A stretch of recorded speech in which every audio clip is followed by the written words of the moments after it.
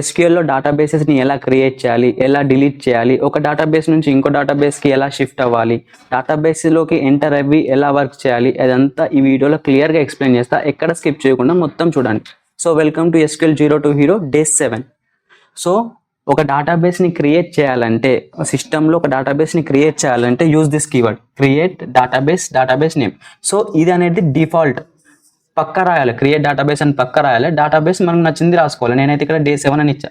So ఎప్పుడైతే ఇది execute చేస్తామో మన సిస్టంలో ఈ డే 7 అనే డేటాబేస్ క్రియేట్ అవుతుంది. డేటాబేస్ని క్రియేట్ చేసాం, నెక్స్ట్ దాని మీద వర్క్ చేయాలంటే ఆ డేటాబేస్లోకి ఎంటర్ అవ్వాలి. సో ఆ డేటాబేస్లోకి ఎంటర్ అవ్వాలంటే use this keyword use database name. ఈ యూజ్ అనేది డిఫాల్ట్గా రాయాలి.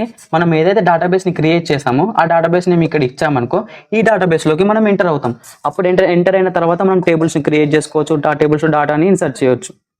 నెక్స్ట్ డేటాబేస్ని పర్మనెంట్గా ఎలా డిలీట్ చేయాలి, డ్రాప్ డేటాబేస్ నేమ్. ఇది డిఫాల్ట్. ఇది ఎగ్జిస్టింగ్ డేటాబేస్ నేమ్ ఇస్తే ఆ డేటాబేస్ అనేది పర్మనెంట్గా డిలీట్ అవుతుంది. డేటాబేస్ డిలీట్ అవ్వడం అంటే మీనింగ్ ఏంటి, డేటాబేస్లో ఉన్న టేబుల్స్ అన్నీ డిలీట్ అవుతాయి, ఆ టేబుల్స్లో ఉన్న డేటా కూడా పర్మనెంట్గా డిలీట్ అయిపోతుంది.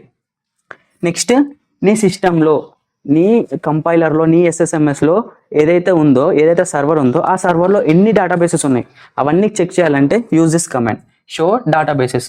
నువ్వు ఎప్పుడైతే ఈ షో డేటాబేసెస్ ఎగ్జిక్యూట్ చేస్తావో నీ సిస్టంలో ఉన్న అన్ని డేటాబేస్ లిస్ట్ అనేది నీకు కనిపిస్తుంది.